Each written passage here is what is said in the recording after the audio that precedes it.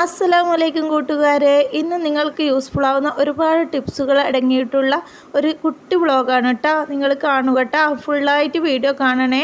അതുപോലെ നിങ്ങളുടെ അഭിപ്രായം ഞങ്ങൾക്ക് കമൻറ്റിലും അറിയിക്കണേ, ലൈക്കും ചെയ്യണേ. സബ്സ്ക്രൈബ് ചെയ്യാത്തവർ സബ്സ്ക്രൈബ് ചെയ്യണം. എന്നും പതിവ് പോലെ രാവിലത്തെ ചായ കൂടി കഴിഞ്ഞ് അങ്ങനെ കിച്ചണിൻ്റെ സ്റ്റാൻഡൊക്കെ ക്ലീൻ ചെയ്യുകയാണ് കേട്ടോ.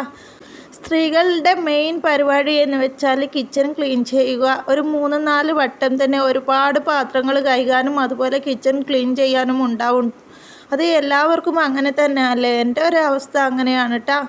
കിച്ചണ് നമ്മൾ ദിവസവും യൂസ് ചെയ്യുന്ന അതിനനുസരിച്ചിട്ട് നല്ല രീതിയിൽ ക്ലീൻ ചെയ്ത് എടുത്തിട്ടില്ലെങ്കിൽ ഒരുപാട് ഇണുങ്ങുകളൊക്കെ വരും, ഈച്ച വരും, ഇതൊക്കെ ശല്യങ്ങളുണ്ടാകും. കിച്ചൺ നല്ല പളവള തിളങ്ങാനും കിച്ചൻ്റെ ഒരു സിങ്കിൻ്റെ അടുത്തുള്ള അഴുക്കുകളൊക്കെ പോവാനും വേണ്ടിയുള്ള ഒരു ടിപ്സാണ് കേട്ടോ. കുറച്ച് പിമ്മും നമ്മുടെ അടുപ്പിലുള്ള ഒരു വെണ്ണീരും കൂട്ടിയാണ് കേട്ടോ ഞാൻ ഈ തേച്ച് കഴുകുന്നത്. നല്ല പുതിയ പോലെ ആയി കിട്ടും കേട്ടോ. സ്റ്റീലൊക്കെ നിങ്ങൾ ഇതുപോലെ തേച്ച് കഴുകിയാൽ നല്ല പളപളാ തിളങ്ങൂട്ടാ. നിങ്ങൾ ഇതുപോലെ ഒന്ന് ചെയ്ത് നോക്കിട്ടോ. ഇത് എല്ലാവർക്കും ഉപകാരപ്പെടുന്ന ഒരു ടിപ്സാണ്.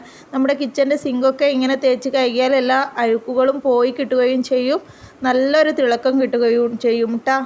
ചോറ് വയ്ക്കാനുള്ള വെള്ളം ഞാൻ ഗ്യാസുമേൽ വെച്ചിട്ടുണ്ടായിരുന്നു കേട്ടോ. അതാണ് വീഡിയോൻ്റെ ഫസ്റ്റിൽ കണ്ടത്. ആ ഒരു ചോറിനുള്ള വെള്ളം തിളച്ച് കഴിഞ്ഞാൽ ഗ്യാസിലോട്ട് അരിയിട്ടിട്ട് ഒന്നും തീ കുറച്ച് വെച്ചിട്ട് മൂടി വെച്ചാൽ ചോറ് പെട്ടെന്ന് വെന്ത് കിട്ടും കേട്ടോ. കണ്ടില്ലേ കിച്ചണിലെ ആ ഒരു സിങ്കിൻ്റെ ക്ലീനിങ്ങും ജഗ്ഗിൻ്റെ ക്ലീനിങ്ങും ഒക്കെ നിങ്ങൾക്ക് എല്ലാവർക്കും ഉപകാരപ്പെടുന്ന ഒരു ടിപ്സാണ് കേട്ടോ. ചെറുനാരങ്ങ നമ്മൾ ഫ്രിഡ്ജിൽ വെച്ച് കഴിഞ്ഞാൽ ഇതുപോലെ ഉറപ്പ് പിടിച്ച് കറുത്ത് പോകും. അതിനായിട്ട് ഞങ്ങൾ ചെറുനാരങ്ങ ഒരു ചെറിയൊരു കവറെടുത്ത് അതിലോട്ട് ഇട്ട് കൊടുക്കുക കേട്ടോ. എന്നിട്ട് നന്നായിട്ട് റബ്ബർ ബാൻഡ് എടുത്തിട്ട് അതൊന്ന് കെട്ടി വെക്കുക. എന്നിട്ട് ഫ്രിഡ്ജിലോട്ട് വെക്കുക. നിങ്ങൾക്ക് ഇതുപോലെ വെച്ച് കഴിഞ്ഞാൽ ഒരു മാസം 2 മാസം അല്ലെങ്കിൽ ഒരു 3 മാസത്തോളമൊക്കെ ഒന്നും കേടാവാതെ നല്ല അതേ കളറിൽ നിൽക്കും കേട്ടോ. അതിനിടയിൽ ഞാൻ ഉപ്പേരിക്കുള്ള പയർ കഴുകി എല്ലാത്തിനും ഇടയിൽ ക്ഷീണം പിടിച്ചപ്പോൾ ചെറുനാരങ്ങയും ഇഞ്ചിയും ഇട്ടിട്ടുള്ള ഒരു ലൈമും അടിച്ചു കുടിച്ചു കേട്ടോ.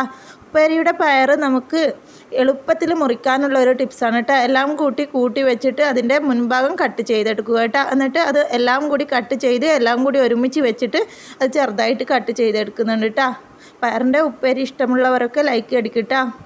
എൻ്റെ വീഡിയോ ഇതുവരെ കണ്ട് സപ്പോർട്ട് ചെയ്തവർക്ക് ഒരുപാട് താങ്ക്സ് ഉണ്ട് കേട്ടോ. സബ്സ്ക്രൈബ് ചെയ്തവർക്കും ഒരുപാട് താങ്ക്സ് ഉണ്ട് കേട്ടോ. വീഡിയോ മുഴുവനായിട്ട് കാണുക. ആദ്യമായിട്ട് കാണുന്ന സുഹൃത്തുക്കളാണെങ്കിൽ നിങ്ങളൊന്ന് സബ്സ്ക്രൈബ് ചെയ്ത് സപ്പോർട്ട് ചെയ്യണേ. അങ്ങനെ ഞാൻ പയറൊക്കെ കട്ട് ചെയ്ത് എടുത്തിട്ടുണ്ട്. ഉള്ളി ഞാൻ കട്ട് ചെയ്ത് വെച്ചിട്ടുണ്ടായിരുന്നു, അത് അതിൽ ഇട്ട് കൊടുക്കുന്നുണ്ട് കേട്ടോ. അതിനിടെ ഉപ്പേരി വെച്ച് ആ ഒരു വേസ്റ്റ് എടുത്തിട്ട് ചിരട്ട കൂട്ടിയിട്ട് അവൾക്ക് കളിക്കാനും കൊടുത്തു കേട്ടോ. എന്നാൽ അതുകൊണ്ട് കുറച്ച് സമയം അവിടെ ഇരുന്ന് കളിച്ചോളും. പിന്നെ അവൾ വന്ന് എന്നെ ഉമ്മ എടുക്കുമെന്ന് പറയൂ കേട്ടോ. അതിനിടെ മൂത്തമ്മ കുട്ടി വന്നിട്ട് അവൻ്റെ എന്തോ കാറ് കാണുന്നില്ല എന്ന് പറഞ്ഞിട്ട് കളിക്കുന്ന സാധനമൊക്കെ വലിച്ചിട്ട് അവരെ കൊണ്ട് തന്നെ അതെടുത്ത് വെപ്പിക്കുകയും ചെയ്തു കേട്ടോ. ഞങ്ങൾ ഇന്ന് ഉണ്ടാക്കിയത് നെത്തൽ വരട്ടിയതും കൊഞ്ചൻ്റെ തേങ്ങ അരച്ച കറിയുമാണ് കേട്ടോ. അങ്ങനെ എല്ലാം കഴിഞ്ഞ് ഞങ്ങൾ അടുപ്പൊക്കെ ക്ലീൻ ചെയ്തെടുക്കുകയാണ്. അതിനിടെയാണ് ഒരു ബുദ്ധി മനസ്സിൽ ഉദിച്ചത്. ഇതുപോലെയുള്ള ഒരു സ്റ്റൂള് മതി, എല്ലാവർക്കും കളിസാധനം പെറുക്കിയിടാനും ഒതുക്കി വെക്കാനും ബക്കറ്റ് ഉണ്ടായി എന്ന് വരില്ല. ഇതുപോലെയുള്ളൊരു സ്റ്റൂള് ഇങ്ങനെ കമഴ്ത്തി വെച്ച് അതിലോട്ട് ടോയ്സുകളൊക്കെ ഇട്ട് കൊടുക്കുക കേട്ടോ.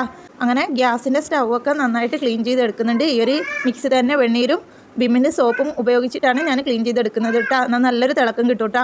ഗ്യാസ് ക്ലീൻ ചെയ്തെടുക്കുമ്പോൾ ഇതുപോലെ അടിയിൽ ഓരോരോ പ്ലേറ്റ് വെച്ച് കൊടുത്താൽ തൂക്കി മറിയുന്ന കഞ്ഞിയും ചായയും പാലൊക്കെ അടിയിലോട്ടേക്ക് പോകുന്നത് ആ ഒരു പ്ലേറ്റിലേക്ക് ആയി കിട്ടും കേട്ടോ. എന്നാലും ഒട്ടാകെ പെരങ്ങി അതിങ്ങനെ എടുത്ത് കളയേണ്ട വരില്ല കേട്ടോ. ഈ ഒരു പ്ലേറ്റ് മാത്രം നിങ്ങളെടുത്ത് കളഞ്ഞിട്ട് കഴുകി വെച്ചാൽ മതി കേട്ടോ.